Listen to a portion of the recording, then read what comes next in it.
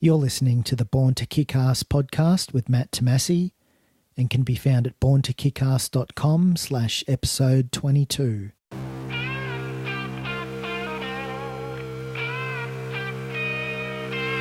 Welcome to the Born to Kick-Ass podcast, where you're introduced to the most fascinating people on the planet. Learn the ingredients of greatness that you can apply to your life. And now your host, Matthew Tomasi.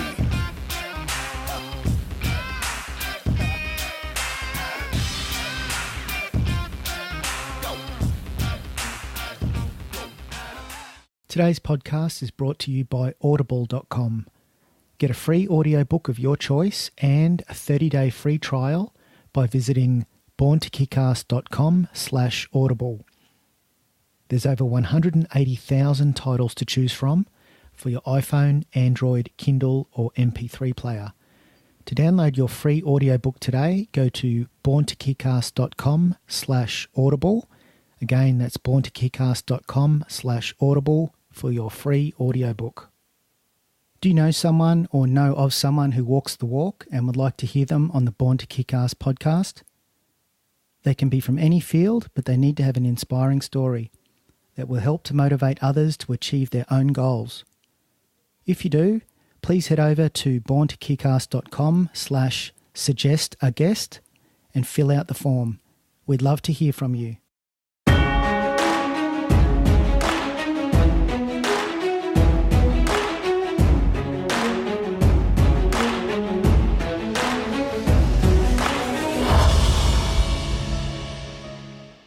Bernadette Benson is a Canadian-born elite ultrarunner living in Perth, Australia. As a dual citizen, Bernadette holds numerous Canadian and Australian ultra-distance records and with a string of victories. Some notable highlights in her distinguished running career include a Guinness World Record for the greatest distance run on a treadmill in 12 hours, 128.62 kilometres, first place breaking numerous Canadian and Australian records at the Coburg 24-hour National Championships in Victoria, 238.26 kilometres. She was the Australian Female Ultra Runner of the Year in 2014, first place at the Coast to Kosci 240 kilometres, and she also holds the fastest known time along the 1,000 kilometre Bibbulmun track in WA. In this interview, Bernadette talks about winning the 300-mile Yukon Arctic Ultra, the coldest and possibly toughest ultra in the world, in a new course record. Bernadette gives some insight into the mindset of an ultramarathon champion, as well as experiencing hallucinations for the first time due to extreme fatigue. Enjoy the interview. Bernadette Benson, thanks for your time today and welcome to the Born to Kick-Ass podcast. Thanks very much for having me. It's just slightly intimidating, even the title of your podcast, and feel like I have something to now suddenly live up to. No, I think you have lived up to it. Just looking through your resume on your website, you are an elite ultra runner. Your website, which is bernadettebenson.com. I'm just looking through, the list of achievements that you've done. You've got a whole swag of first places and course records and heaps of different ultramarathons that look, really incredible. I believe this year you've come back from the Yukon Arctic Ultra. Is that right? Yeah, and it's so crazy that was just February, yet it's already seeming like so long ago. Yeah. Now, before we get into that, can you maybe give us a background on yourself, where you grew up, and how you got into ultra running? Sure. I was born in Canada, spent most of my years, so I was in the West, and spent most of my years in Calgary, Alberta, which is just on the foothills of the Rocky Mountains.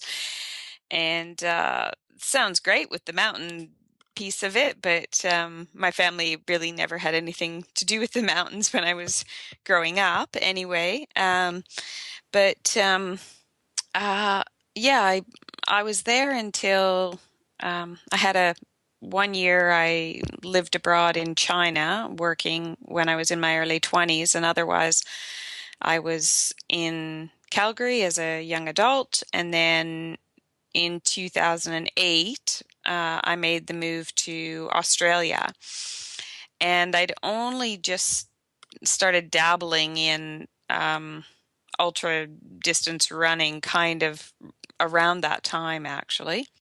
So had you done sort of any marathons at all growing up? Were you sort of fairly active growing up? Like, were you a runner? No, and that surprised a lot of people that I was not a runner. In school, I I don't really remember so much of, well, what I do remember of elementary school, primary school, it was really a lot of teasing and bullying.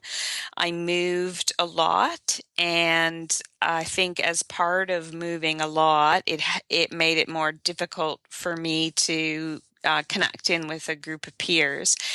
And so I was often the new kid, and I don't know, kids will always find a way to pick on other kids if they can. For me, I have red hair, and that was a good one as anything, I guess. So there was lots of teasing and bullying. I really struggled with self-confidence, I guess, going through school. And although I loved to be outdoors, and I spent a lot of time, I can certainly remember lots of time riding bicycles through the neighborhood with my younger brother and, the kids who lived on the street, and playing cops and robbers and things like that. There was lots of, I do remember lots being outdoorsy. There was certainly nothing in the way of organized sport, or, in high school, I think I was a master of forging my mother's handwriting and signature so that I could get out of gym class, actually. Yeah, I had some hay fever and dandelion allergies and stuff, and I used that a lot. I did not get good marks in sport, and really avoided it. So the only running, I took up running would have been sometime after the year 2000, because I'd bought land and I was going up to my land quite a bit. And because it was rural, I had been going to the gym some and weightlifting, and being out of my land, I couldn't do that. And so I just started running, because that was the one easy thing I could do, is go out on the gravel roads and run around a bit. And I kept up with that it was probably sort of 6 years that I did that, maybe sort of two or three times a week, 5 or 6 kilometers, kind of, plodding along. I had my one speed, and the running was really just, it was a means to an end. It was the way that I earned my my beer credits, and So was this was in Canada? Yeah, I was still in Canada then. And where the land that you bought, was this sort of like in a rural type setting? Yeah, it was a few hours north of Calgary. And so, again, kind of that love of nature and wanting to be outdoors, that sort of theme was coming through there. And then, but I wasn't really enjoying, I'd go out paddling from, canoeing and stuff from my property, and that the running was just the way to burn calories on an as needed basis, basically. Yeah. Then that was, I was getting into my 30s, and it wasn't as easy to keep the weight off anymore as it had been before. If we sort of fast forward over time, how did this sort of weekend warrior type attitude, just doing it for the fun of running and you get all the health benefits from it and stuff like that. I'm guessing that somehow started to morph into, how did you sort of morph into developing that, I guess, a killer instinct, or that really competitive drive to sort of take it to that next level? Was there any sort of catalysts or anything like that that you can remember that sort of kick-started you off, towards being more competitive in running? Yeah, most definitely. I'd take a step back though, just to kind of reconfirm, say again that I think of like a weekend warrior runner as somebody who is, they're doing their 9 to 5 job or whatever, and then they may or may not get any running in during the week, but yeah, on the weekend they're out there, hammering through some Ks. I always think usually with a few friends, that kind of thing. What I was doing was purely on my own. I actually never even had the idea to connect with anybody or to do a race or anything like that. I had no goals of improving my time, of like anything. The only goal was basically stay out there for 30 to 45 minutes, because that should burn enough calories that then I could go home and, and I've earned my glass of wine kind of thing. Yeah, pig out. But, I've earned my glass of wine. Like I can have that now. And I wanted to, keep my weight and my health within a, keep myself healthy, I guess. So the health motivation was there. And it was in 2006. I think it was probably February 2006, because it was winter in Canada, the depths of winter. And I found out about these trail runner people, and that they were going out into the mountains on weeknights, even on a Wednesday night. They would go out with their headlamps and run around in the snow, in the mountains, in the dark. And that just sounded like so much better than what I was doing, pounding out the pavement for 5 or 6 kilometers by myself. And so I thought that would be much more motivating to me to get out and do that. And that started the ball rolling for sure, meeting up with them. I mean, I nearly died my first run out with them. It was probably about 2 hours, and, I'd have only ever run maybe 45 minutes. So it was a huge step up, plus running in deep snow and everything else, and hilly terrain and all of it. But I was really hooked. I was hooked on the fact that it was so different, and it was challenging, and it was beautiful, and it was out there in nature. And so that kind of got me going. Then that got me going in trail running and in actually loving running. The actual love of running started to evolve there.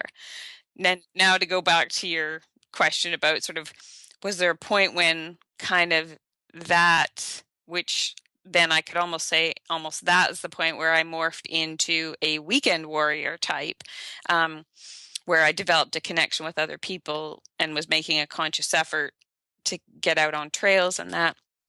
And that was in 2006 that started. And over the next couple of years, I ramped up the distances big time, like really fast, like so many people do, so many of us do when we start getting hooked on the sport and loving it, and, developing friendships with people who've already, they're already able to do these big distances and everything, and you want to be able to go do what they're doing and see what they're seeing. And so I ramped things up really fast, and I bounced off of a couple of pretty big injuries that would just leave me out, like, sidelined for 3 months at a time. And then I moved to Australia in 2008, as I said, and I ended up having surgery in late 2009 because of another injury I'd gotten myself that, again, I'm grabbing programs online of how to build up for races and stuff. And that was just knocking myself out. So it was after that. So, I had another big layoff from running at the end of 2009 because of that surgery. And that really got me thinking about what I wanted to do with my running. And I was tired of getting myself injured. Um, and when I came back to my first race after that surgery, that first race back was in May 2010. I did a 50-kilometer road race, of all things. I'd never done a road race in my life, like 5K or otherwise. And so I signed up for a 50K road race because there really weren't trail races in WA, Western Australia then. And I did pretty well at that. And I was quite pleased with my time, and I did finish first female in it as well. And that sowed the seed right there, that the surgery and then coming back and building up to that 50K. And when I built up, I went and got myself a physio when I was building up, because I said, I need somebody to restrict me, because if I don't get somebody to put some limits on me, I'm just going to say to myself, well, I used to run 30K. I'll go out and do a 30K trail run. And I knew I needed to build myself back up slowly and sensibly. And I didn't trust myself, to be honest with myself. And so I built up slowly and sensibly to this 50K, then did pretty well at it. And then that's when things really, the lights started going off, going, okay, what else could you do if you actually started applying some more, dedication, some more principles of, proper training and proper recovery? What else could you do? With your training, is it mainly do you sort of supplement your running with other stuff like strength and conditioning work in the gym? Do you cross train like cycling or swimming? Do you sort of supplement your running with other stuff? I'm not good at swimming, for sure. I'm Canadian, so we like frozen water. Well, I'm Australian now too, but it is a little bit too late, I think, to change some of those things. So I will swim if I, sort of like if I really need to. I like the idea of swimming a lot, but my idea of a beautiful, graceful being, going through the water, that's so not the reality when I get into the water, and it's just nothing like that at all. And I get to the other end of the pool, and I have to grab onto the rail and hold on, and and I'm puffing away, and I just want to yell at everybody, but I could run 50 kilometers. I know it just took me 2 minutes to get across this 20 meters, but probably more than that. So yeah, so that's a long sort of side thing on the the swimming, but for the most part, I go by the adage that and I've kind of played with it over the last few years, but that if you want to run, you need to run. If you want to be good at running, you need to run. So I've got a mountain bike. I've done a few adventure races with mountain bike. Now I find that it's so hard to do just to get the time in, to do what I want to do with the running. I just don't have the time to be able to put into other sports. So that said, I could still be out there, just as I think sort of what you were intimating, like just even for cross training purposes. But cross training wise, I don't feel that I need to do it to avoid injury. For me, I don't need to do that. The only cross training kind of thing that I think I need to do to avoid injury is strength training. So I do hit the gym once a week, sometimes twice a week with a trainer.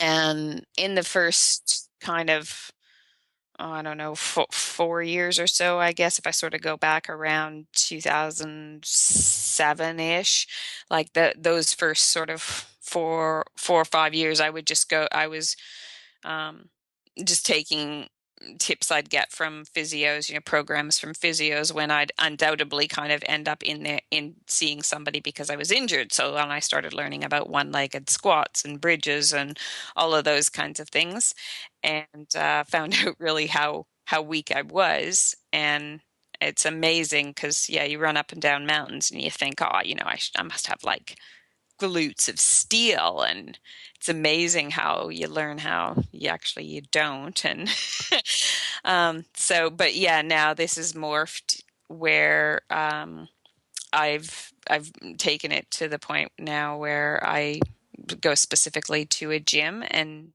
do my workouts almost always there, sometimes a bit at home as well. Just with the gym work, do you mainly sort of focus on particular areas like the glutes, the hamstrings, hips, the core? Do you sort of mainly focus around those particular areas, or do you just do the whole lot? Actually, when I started, like sort of like the first 4 or 5 years, and the stuff I was getting from physios and that was really focused on, all those, the traditional things you think of through, the glute stuff and hamstrings and all that, right? VMOs and eccentric calf raises and all that kind of stuff.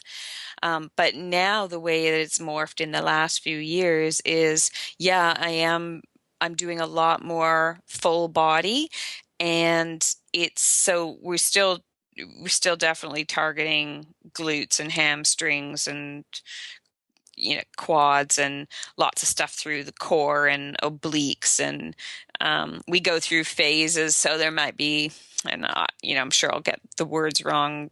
My trainer would probably cringe, but like a power phase or something like that, where basically we're building up a lot of strength using a lot of heavy weights and maybe more traditional things like deadlifts and things like that. And then that will morph the closer it gets to an event, and depending on the kind of event. So it'll morph into things more like dynamic, kind of a lot more dynamic things, and things like lunges and I guess more like lunges and squats and stuff that have a lot more movement to them, and Spider-Man push-ups and those kinds of things.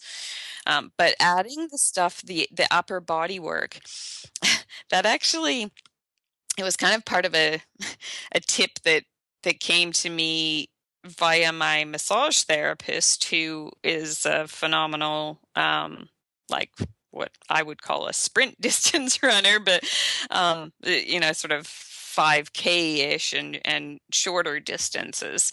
And he had seen me on a track, and he said, "You look like an ultra runner," and he meant it as an insult. Oh, really? And I was hunched over almost in, and here I was on a track supposedly doing a 1,500 meter or something, and basically, I was hunched over, rounded at the shoulders, my, hunched in at the hips basically, and kind of almost had probably an ultra runner shuffle going, a faster one, but certainly I looked nothing like those tall, erect forms that you see doing, those actual track athletes. And then starting to watch a lot of other ultra runners form when I was going to different, long distance, like 6-hour, 12-hour races, 24-hour races. I really thought, there'd be something to this if I can if I strengthen my upper body so that late in these, 12-hour, 24-hour plus events, if I'm not fatiguing so that I collapse my upper body, that's going to be a huge plus for me, because as soon as you collapse your upper body, your diaphragm's compressed and you're not getting the breath anymore that is going to help you to get that oxygen through your body. So that's a number one right there. And when you collapse like that, just, hip flexors and everything aren't going to be moving the way that they're meant to. And one of the very first things that came out of the first year, and that was probably around 2012 when I really started doing that kind of training, was that every time I went to a race, people on the track would say to me, like at the ultra distances, would say to me, "Wow, your form is so incredible, and you know, after so many hours you weren't breaking down, like you weren't becoming the hunched over kind of cripple that we are so often used to seeing towards the end of events." Now, 2012, I'm just looking through your race history, looks like a really good year for you. You won the KEP Ultra 100K in WA, and also Coast to Kosci, which is Australia's longest single-stage ultra, 240 Ks. I also did the North Face that year. Would have been a good year for you, 2012. Yeah, it was. And in the middle of the year too, I was overseas in Europe, and I don't know if my partner would have thought it was such a good year, but we did the Transalpine run in Europe together, and it's a team event of I think it's 8 days, totaling over 300 kilometers in those 8 days. And he was a very new runner, really, and we did that together as a team too. So that was just a fantastic adventure that I got to incorporate. I mean, I say fantastic adventure. There were certainly lots of tough moments, particularly for him, because it was a big step up. But it was, yeah, amazing getting to really explore a lot of Europe, more of European running as well. Now, each of these events that you've done is almost like a podcast interview in itself, like Coast to Kosci. I'd love to find out more about that. Even prior to that, in 2011, you did the fastest known time for the Bibbulmun track. Bibbulmun That's track. Around 1,000 Ks with 20,000 metres of elevation. But I want to just jump forward to this year, 2016, and we can come back to the other ultras that you've done and stuff like that. But I wanted to do a bit of a deep dive into the Yukon Arctic Ultra. When did you hear about this, and when did you think to yourself, I'm gonna enter this and I'm gonna give it a go?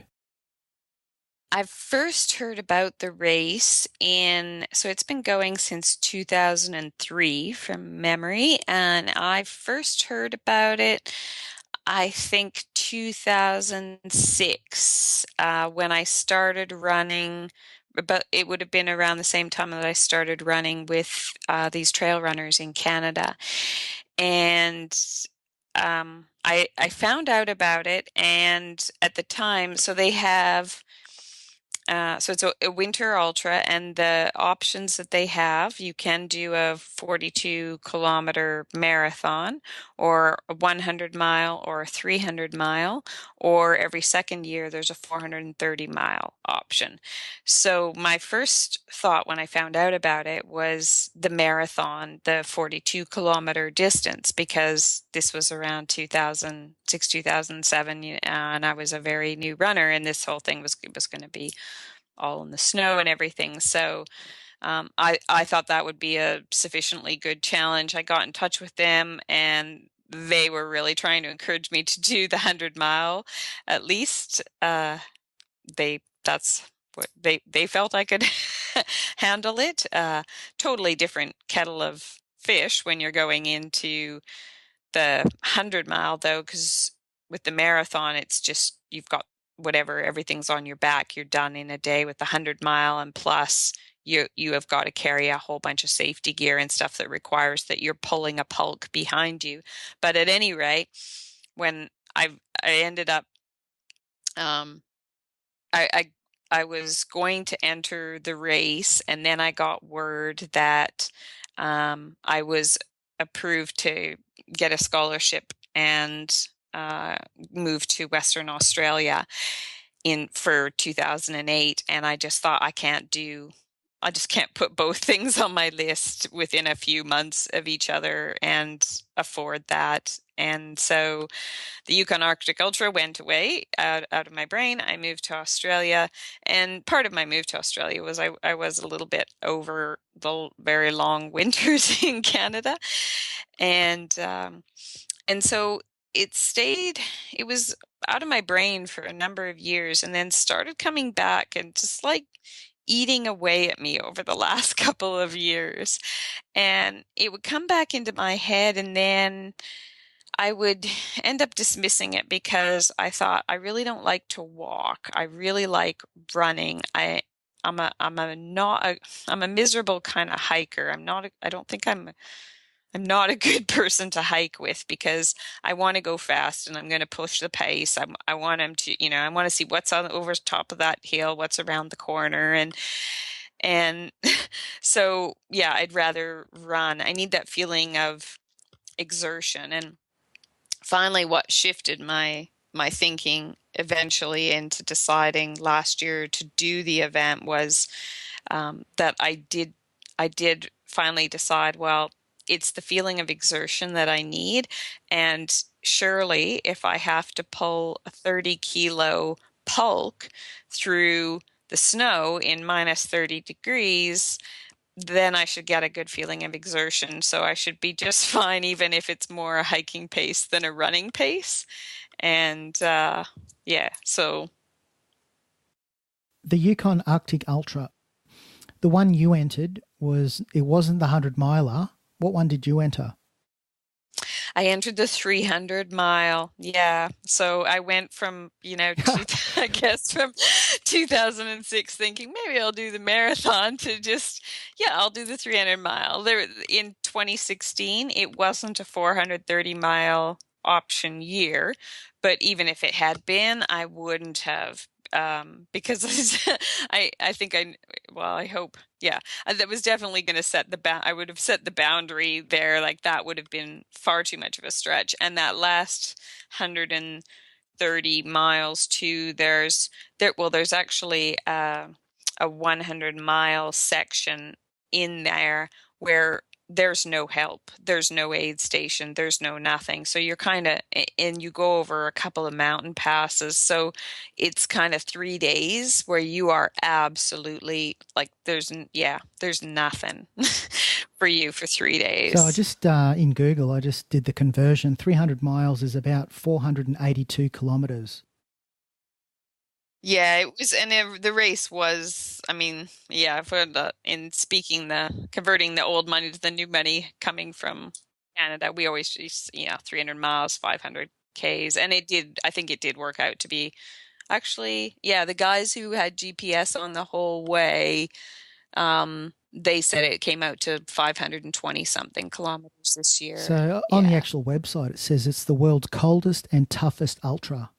Was it that cold and tough? I want to dig into that. How cold was it? Yeah, everybody loves those. It seems to be the big thing now. I'm actually having trouble sometimes finding a runnable race, it seems, because everybody wants to make races. Yeah. They keep sort of raising coldest, the bar, hottest, toughest. Will poke you with hot irons, or the entire way or something. But yeah, I think it's a bit.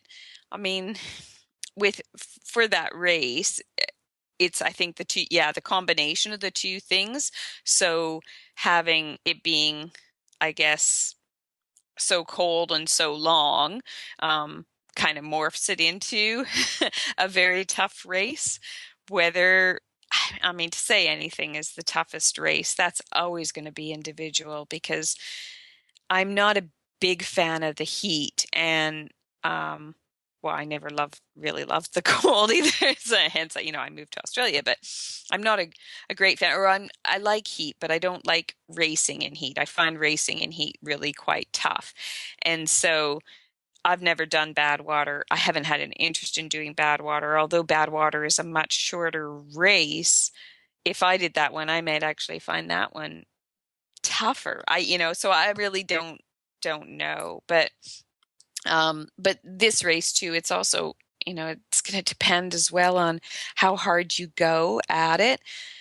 Yeah, it was wickedly tough for sure. I mean, and partly as well because I was pushing to try to be the fastest woman ever on the course. And that meant I wasn't going to be sleeping. I slept less than 8 hours in 5 days. So that adds a whole lot more tough. So with the sleep deprivation, how did you just sort of crash an hour a day type thing, or did you sort of have a particular goal in mind, like at a certain time at 10 p.m. the next day you're going to force yourself to take an hour's sleep, or did you just keep pushing and pushing until you got to that point where you knew that you had to take a break? What sort of approach did you take with regards to sleep? Well, the bit I'd heard from other people in different kinds of races where, say, even I don't know, a 48-hour race or something like that, like that's just loops and loops over 48 hours to see how far much distance you can cover, that kind of thing. That I'd heard quite a bit of where people had said that if they tried to set themselves a set schedule, it often didn't work because you decide okay, at midnight or at whatever time I'm going to lay down for an hour or 2 hours or whatever. But if you just don't happen to be in a low point, then you can't sleep, so you're wasting your your rest time, and then you get up and people say they get up and then they're frustrated, but then they hit the low point later, but they've already had their rest time. And so I knew for the first day as well that I wasn't, because I've raced 24-hour events enough times that I know I don't get a low point. There's enough. I'm just buzzed. I don't get a low point, and I can easily stay up 24 hours without a problem. So I made a point of getting off of my feet for about an hour.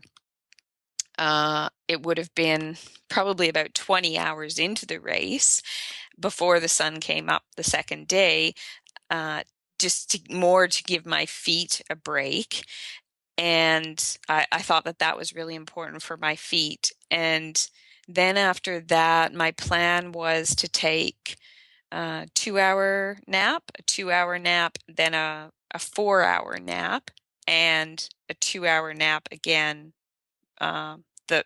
So sort of I figured within every 24-hour stretch-ish, there'd be a 2-hour, then I was going to allow myself a 4-hour, and then a 2-hour again. And I just didn't dictate exactly when that would happen in the 24-hour time frame because, yeah, like you said, I thought I'm going to let my body tell me when that time is, and I would try to push through at times. Especially I'd prefer to take my rest when it's dark out and maximize that daylight time if I could. And sometimes that meant that I was sort of weaving all along the trail, and I was a bit of a master. I've heard that birds sleep with one eye open. I should really Google this sometime and find out if it's actually true.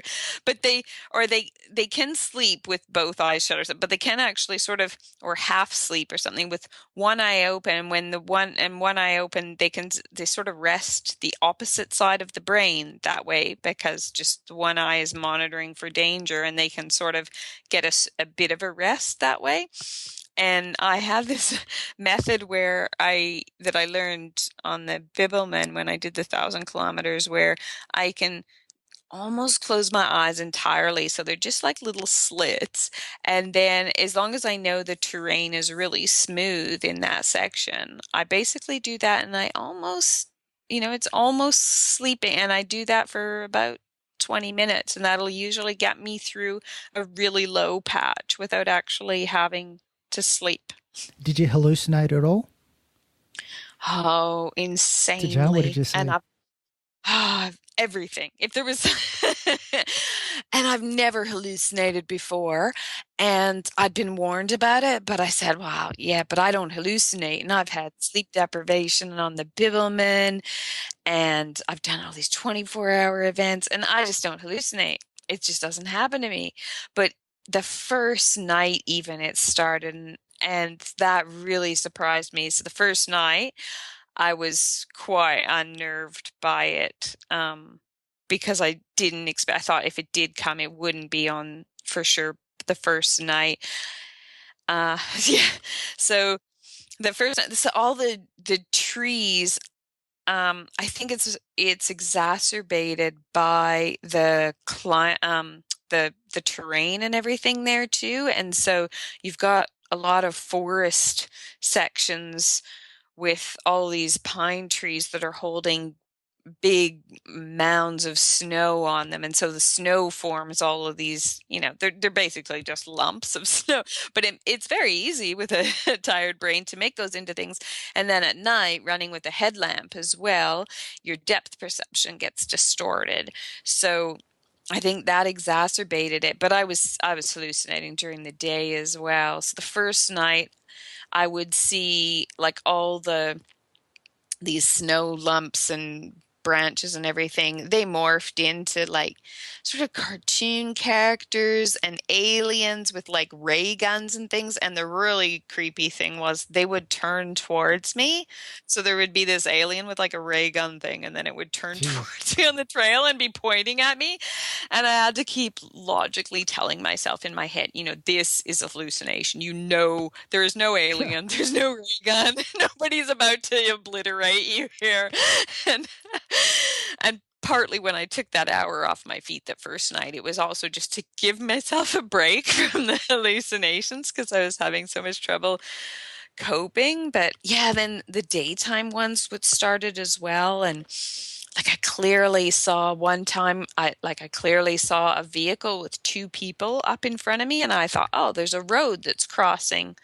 Like the trail's going to cross this road up ahead. I guess there's a couple of people up there going for a hike or something. And I would start to second guess myself and say, no, it's going to be a hallucination. And I'm like, nah, look, you can clearly see. And, another time I saw a guy, I even saw a color, like I saw a red pulk. And I said, oh, there's a guy bent over his red pulk up there. He must be making himself some food or something. He's pulled over. I wonder who I'm going to pass. And I'd get closer and closer, and it wouldn't be till about maybe 50 meters, 20 meters, 50 meters away that it would actually then turn into the snow lump or the rock or whatever, which wouldn't be red or, just so vivid. Yeah. And even when I would really try to convince myself, oh, this is a hallucination, it.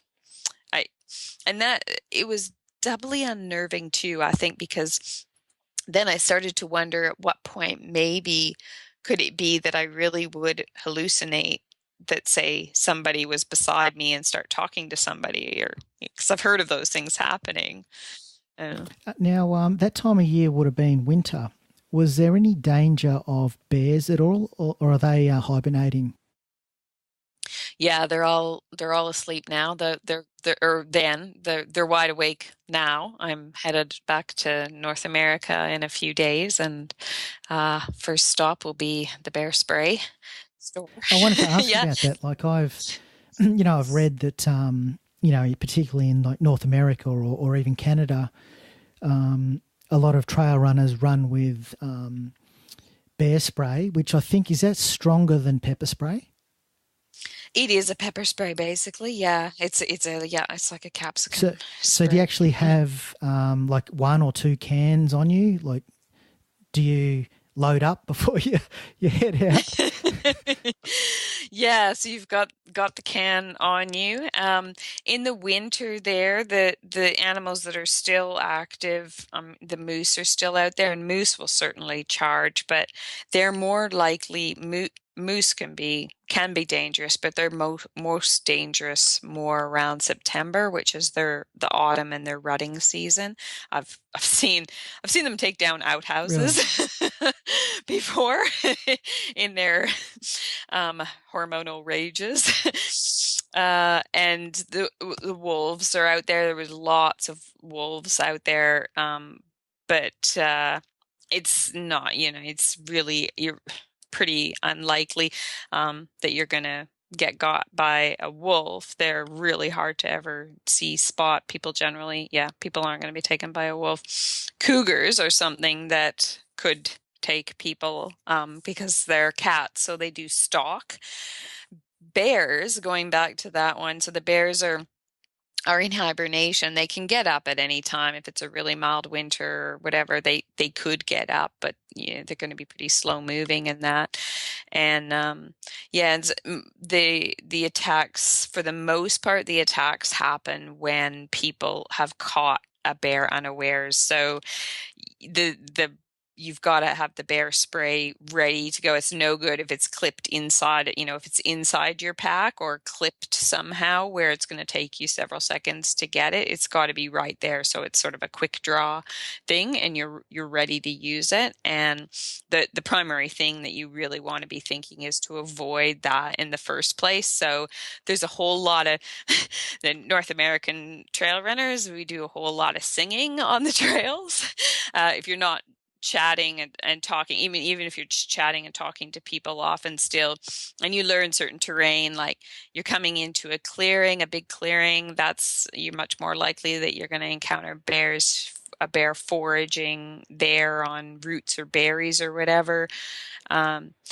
Or you come around a blind corner. So anywhere where you suddenly coming around blind corners or anything, there's lots of singing. There's lots of kind of, hey-oh, kind of loud calls echoing through the valleys and stuff, just to give them warning and hopefully, have them scatter so that you don't surprise them. And it's not unlike, in some ways, it's not unlike the snakes in Australia. And I wish I could call out for the snakes in Australia, but it's the same idea where with your stomping of your footsteps, you're hoping that vibration and that noise is going to scare them away. And where I've had some snake encounters, it's been when I've come around that blind curve and there's the Dugite coiled up asleep in the sun, sunning himself, and I scare him, he scares me, he rears up, and then we both hopefully scatter in opposite directions really quickly. Because, for him, I'm sure he's thinking I'm the biggest eagle he's ever seen. And so with your footwear for the Yukon Arctic Ultra, what do you wear on your feet? Do you have like sort of Gore-Tex trail shoes that sort of are waterproof, and do you have sort of waterproof socks as well? How do you protect your feet from the cold and the wet? Or do you wear sort of snowshoes what sort of footwear do you wear? Yeah, it's a really tough thing. I spent so much time in research for that event. It was almost like a half-time job trying to learn everything I could. And feet are highly dependent on a person, but some people are heavy sweaters and, some people need really, really breathable shoes and because they are heavy sweaters and that. So some people are much more prone to cold than others. For me, I went with, I like to run in Injinji socks, and so I went with an Injinji liner, which I thought would, help for, keeping the toes apart to help try to prevent blisters. And then had a big kind of, woolly kind of sock, like, a merino wool or icebreaker kind of sock or whatever over top of that. And regular trail runners are the go for sure. That's basically what everybody's in. Some people use kind of a high top running shoe, but yeah, basically trail running shoes is what everybody's going for. So, I don't know. I think it's probably, I'm not sure if it's exactly sort of half and half with Gore-Tex or not. Some people complain about Gore-Tex. I've heard that also it's really weather dependent on exactly how cold it gets with whether you use Gore-Tex or not. What happened to me, and I did use Gore-Tex shoes. You can get totally waterproof socks, but then you really have the problem of you're going to sweat inside those. Like if it's a seal skin kind of thing, you're going to sweat, and that means you're going to have to change that inner sock liner way more often, because you're going to end up there were people who were taken out with trench foot, which is, immersion foot, trench foot is, your foot's just been soaked for too long, and it may be just soaked in its own sweat. So I was changing my socks kind of I think about every 100 miles, maybe a little bit less than that. I think I changed my socks like every sort of three times, and the liners as well. And but the first pair of Gore-Tex shoes that I started in, they had a mesh top, and because the first day was particularly mild, so it was only like -9. It felt colder because the wind, but really that temperature wasn't that cold on that first day. What happened the first day was snow kept piling up on the top of my shoe, and then because of the heat of my foot, it would melt into the shoe, and then it couldn't get right in my shoe because of the Gore-Tex layer, so it was stuck above that membrane. But then what happened the first night was all that ice, that water in there basically froze into ice, and I ended up with an ice dam above my toes inside the fabric of the shoe, and that was pressing down on my toes. And I thought, I'm going to end up with frostbite because I'm getting my toes are getting compressed, and because there's this ice cube sitting on top of my shoes, on top of my toes. So I ended up changing my shoes into another shoe, which was unfortunately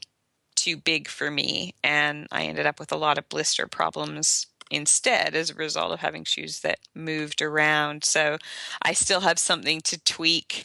I liked the Gore-Tex, but just that, for me, that was working. But the mesh top of that shoe was not a good go, and especially because that day was warm.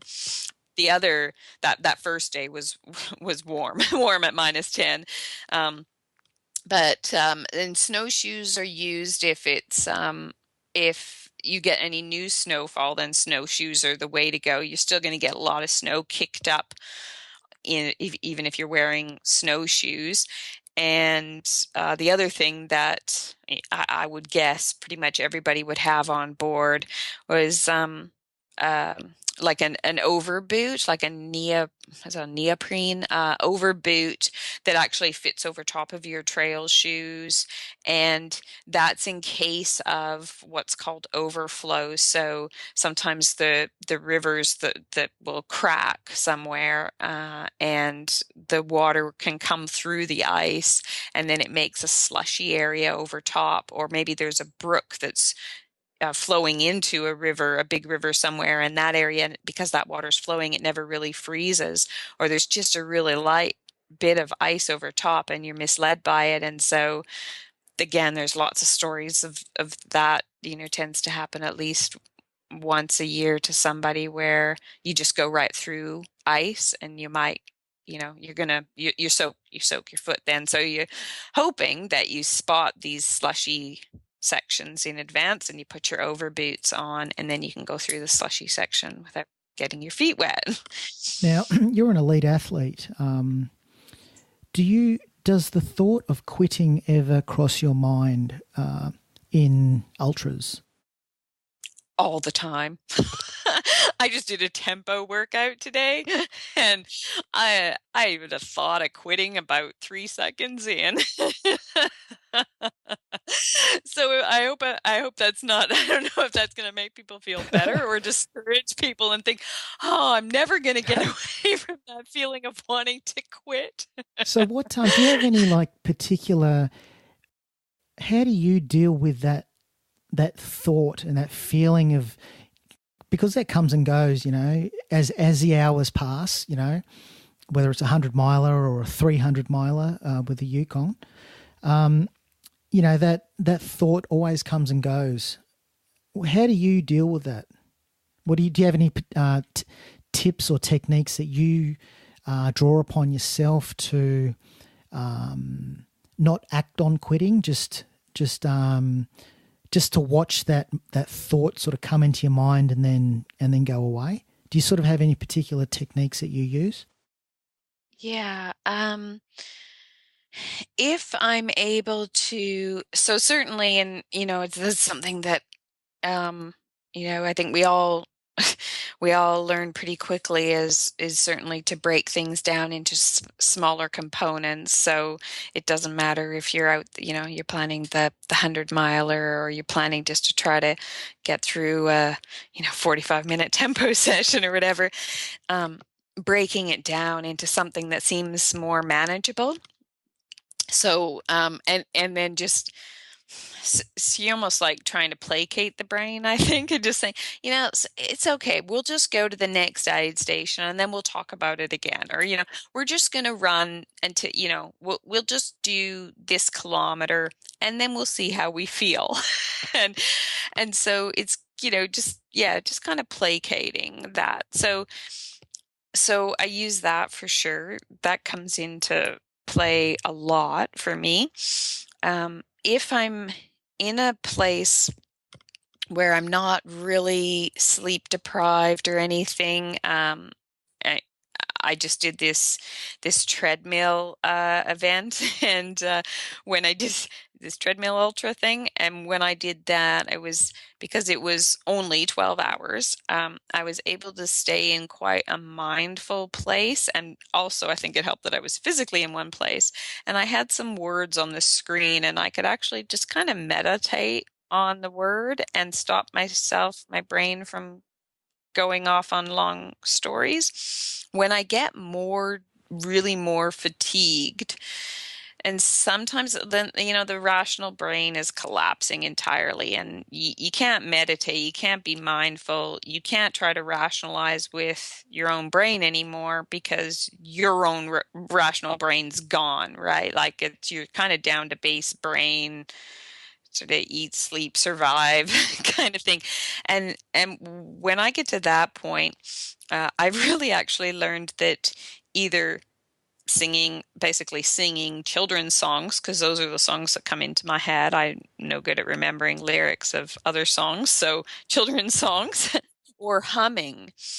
And both of those things are really effective. And from a brain behavior kind of or neuroscience, neurological perspective, it's really because as music's housed in, for most people, music's housed in the processed whatever in the right hemisphere, language in the left hemisphere.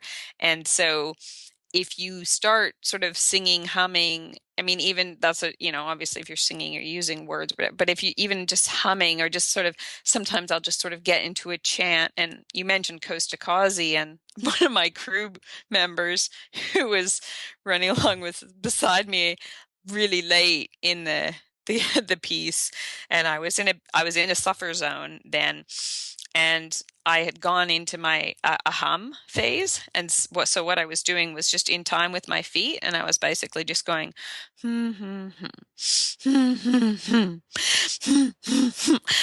just keeping my breath in time with my feet, but also just the breath in time with the feet, but keeping this hum kind of thing going at the same time. And he asked me afterwards, he's like, what were you doing? Because that was really freaking me out. But what it does is it shuts down. If you hum, you shut down the language side of your brain. You can't do both at once.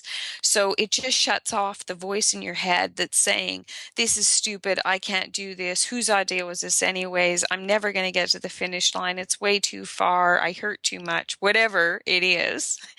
All that is just shut off entirely if you can, sing a children's song or I'll try that next time. Yeah. And I would say, yep, don't worry. I had somebody else pacing me once where I was having some trouble, and I actually just ended up asking them to leave. I needed to be on my own. As soon as they left, I started actually singing the alphabet, and things improved greatly. What about inspiration? Do you have any particular tips, or whereabouts do you draw inspiration from when you're suffering? Do you try and draw inspiration from songs or family, or, you know, do you sort of try and externalize stuff, like think outwards to try and draw upon some sort of inspiration to help you keep moving forward? Yeah, I will. I I try to keep looking around, and partly I've learned to look around at my surroundings and try to be very aware of my surroundings, partly because that also relaxes me. So, like in terms of physically relaxing my body.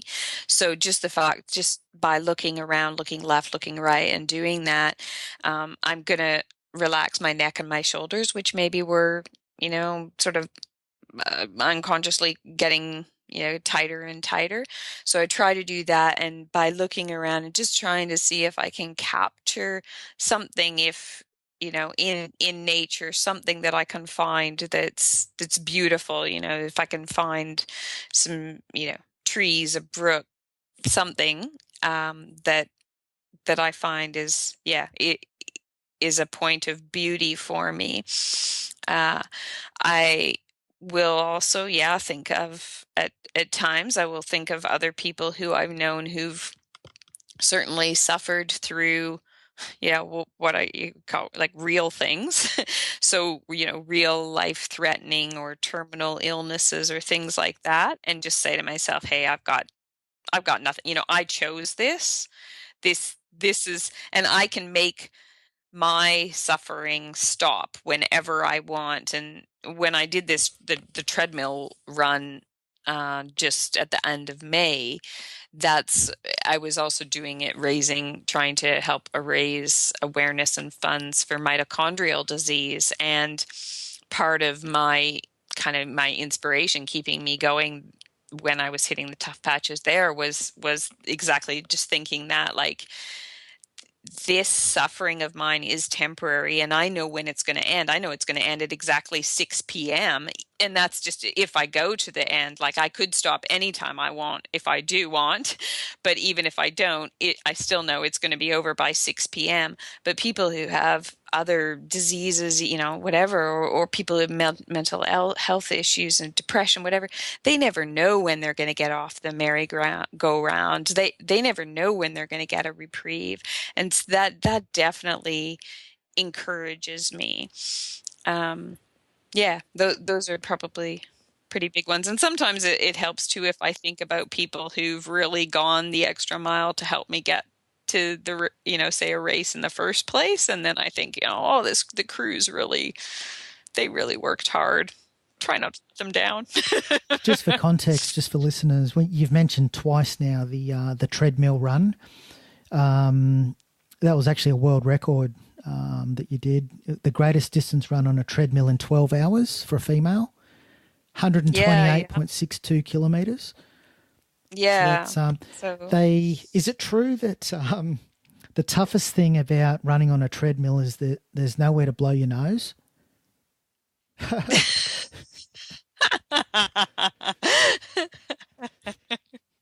Yeah, but you don't want to alienate your crew.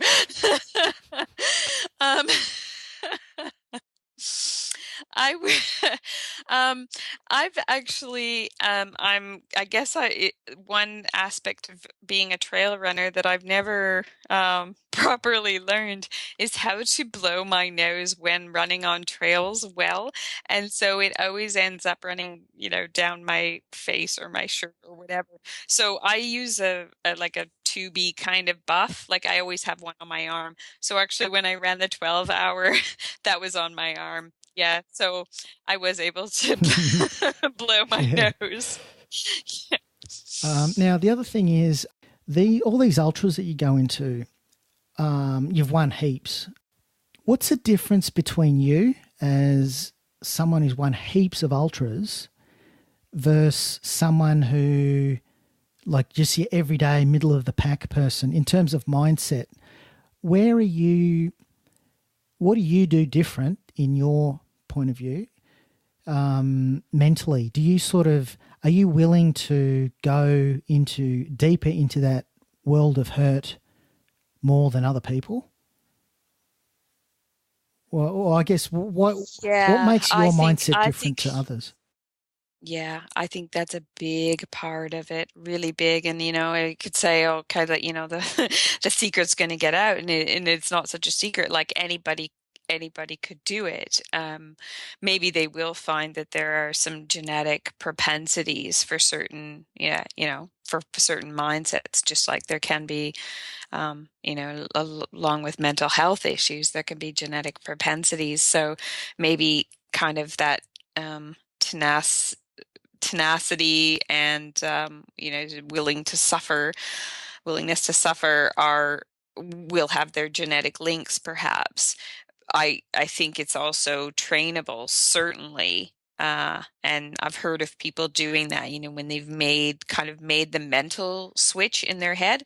I, I mean, even just for me, I had always told myself that I was I, my nickname with my Canadian group, I was the diesel cat. I could go forever, but at a really, really slow pace. I didn't ever have any speed. I had one pace and it was slow. And so, yeah, I could run a long time, but slow. And it wasn't till I started challenging that after I had that surgery and then building back that I challenged that assumption and found out it was false. And then that started leading me to challenge more assumptions that I held. And I love research. And yeah, there's lots of research coming out, really showing that, fatigue is so much an emotion, is so much a mind state. And I've even found recently, as I've been playing with this, like, last week's tempo session was a perfect example. I was running along and I was going to take my rate of perceived exertion at the end, scale of 1 to 10, how hard was it? And so I was thinking in my head, oh, yeah, 7.5. And then I told myself, well, logically, that you could run this pace for at least, 2 hours, and you've just run like 40 minutes. So, and as soon as I told myself that, I said, oh, yeah, well, this isn't any more than a 7 then.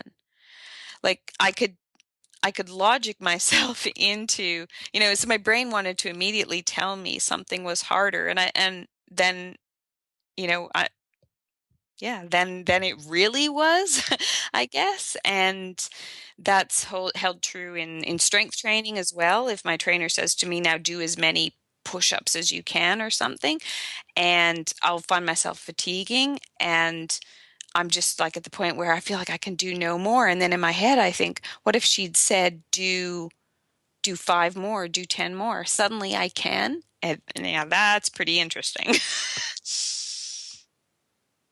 So with the Yukon Arctic Ultra, you won that in a course record. What was the time for that? How many days was that? Yeah, I think like time it was, I want to say it was something like 133 hours or something.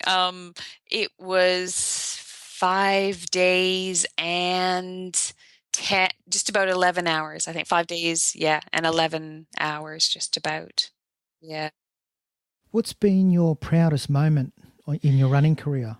Is there a particular either race that you've won or a particular point that you've had to overcome? Is there a moment that really stands out for you that's been your proudest moment? Wow.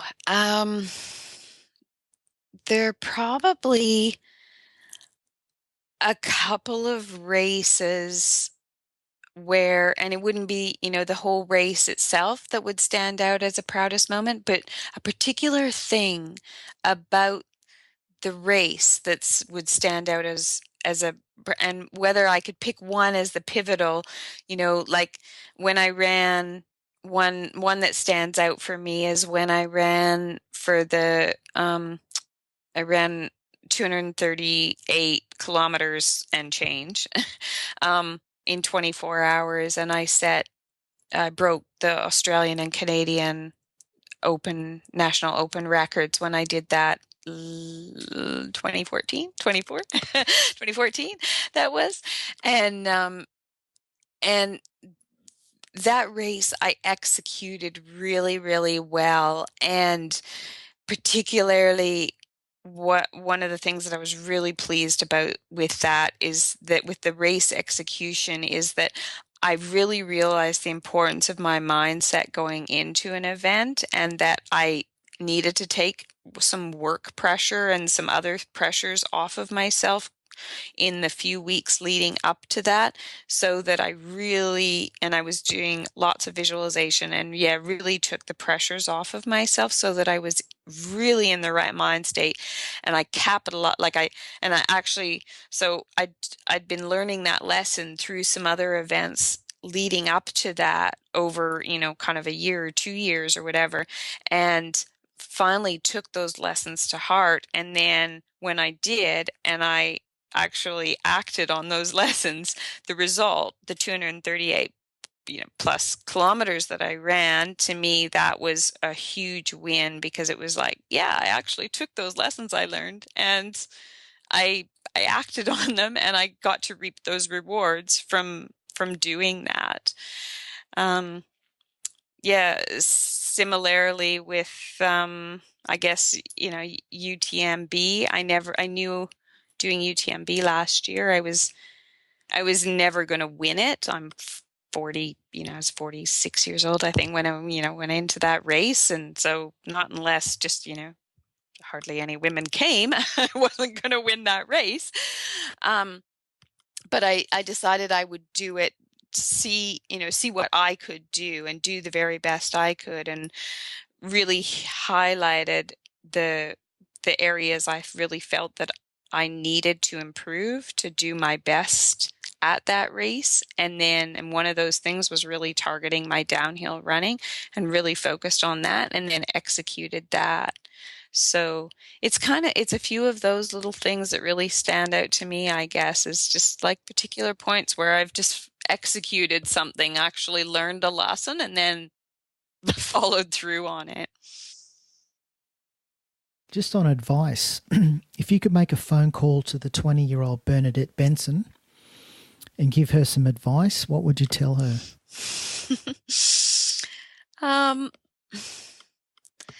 Life wasn't so bad when I was 20, for sure. I've had I've had some challenges, absolutely. I've had my teary days, and I've had teary periods in my life, and some crummy things happen. But I think the one lesson that I really try to live my life by a lot now. And going back, I'd tell myself that then, because I certainly didn't really know that exact principle then, was I really try to live by the regret principle. So I just say to myself, regret is a 6-letter word.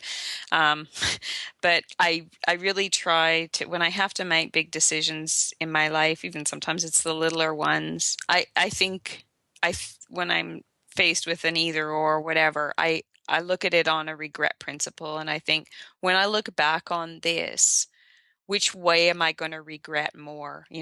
So if I've got to decide whether to do a race or not, if I think maybe I'm injured, I've got a niggle, even in a race, I may use that. If I think I've got an injury or a niggle or something. But anything that I'm doing in my life, if I'm making a choice of taking on more clients, changing something about my work, whatever it is, even if it's choosing whether to, go out with friends versus getting another run in or something like that, skipping a session or something, then I'll pull out my regret principle and really think, down the road, which one will I regret more? And that's answered a lot of questions for me, that using that principle. And are you working on anything? Have you got anything lined up for the future that you're sort of targeting race-wise? Have you sort of got any particular ultras in your sights, either this year or even next year?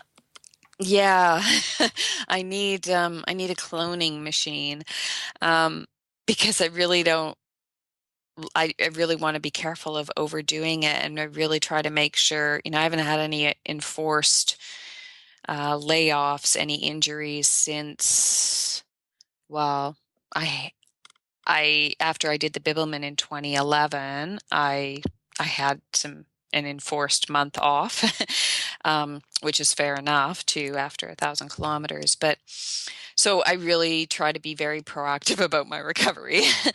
um, but one thing I haven't targeted yet is 100-mile flat, just all out 100 miles. So I've run through it and run to national records going through the 100-mile, like en route to a 24-hour. But I would like to run a straight out flat 100-mile, road or track.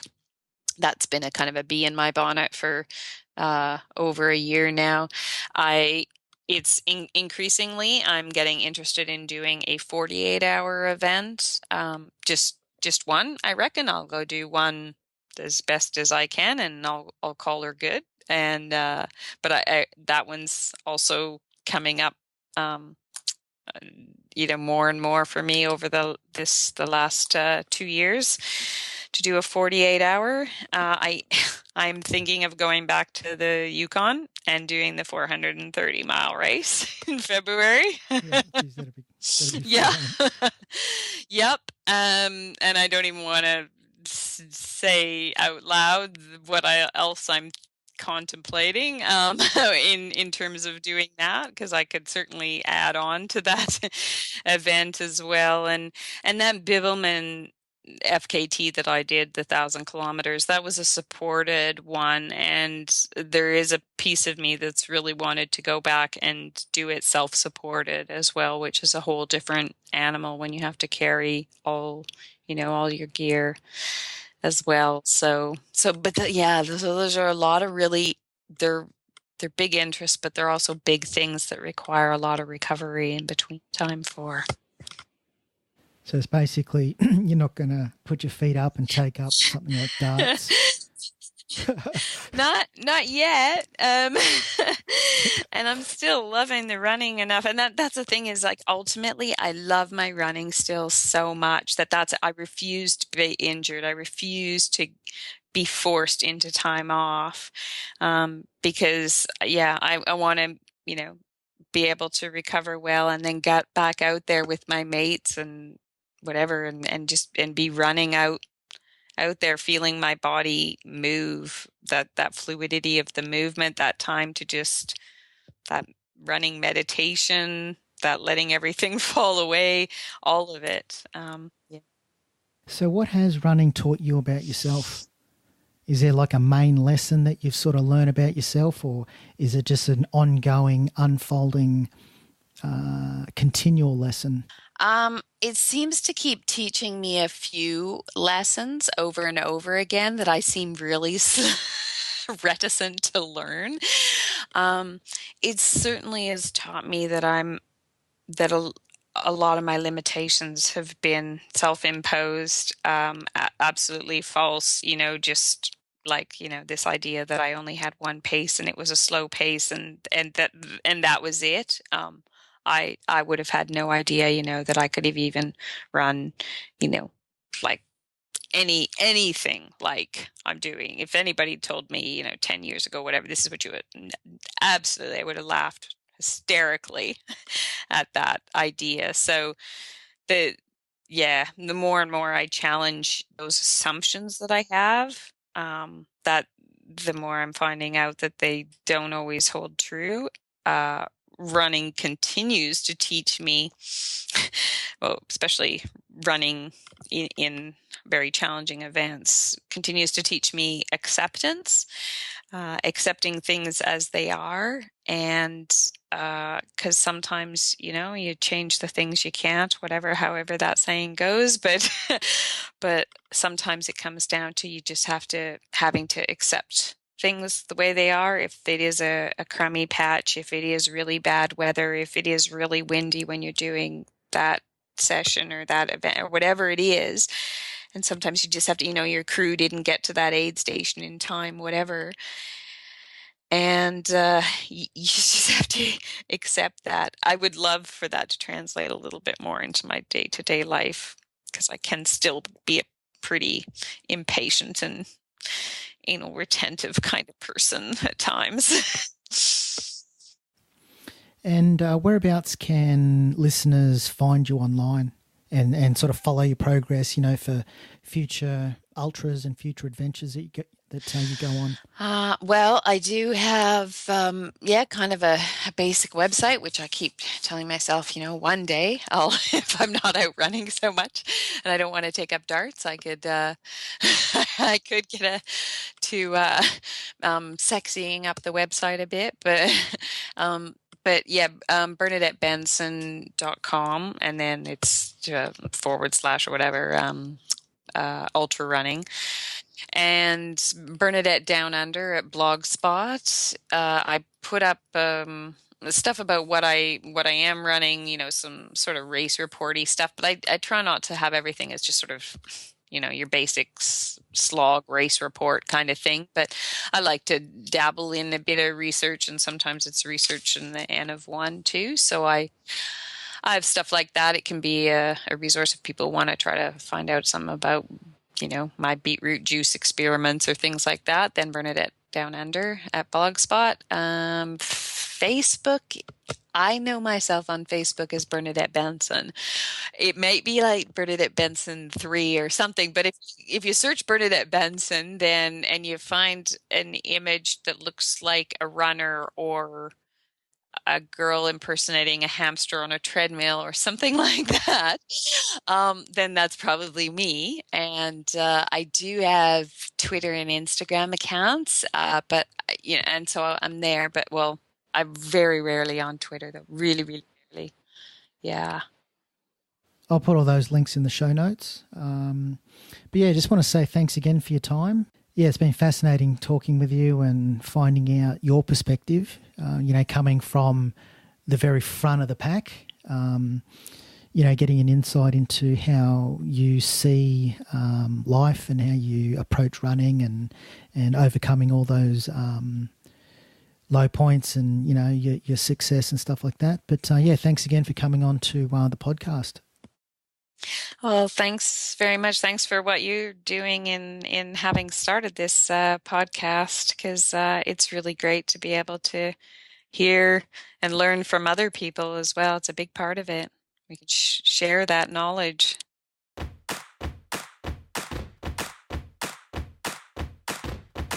You've just been listening to the Born to Kick-Ass podcast at borntokickass.com.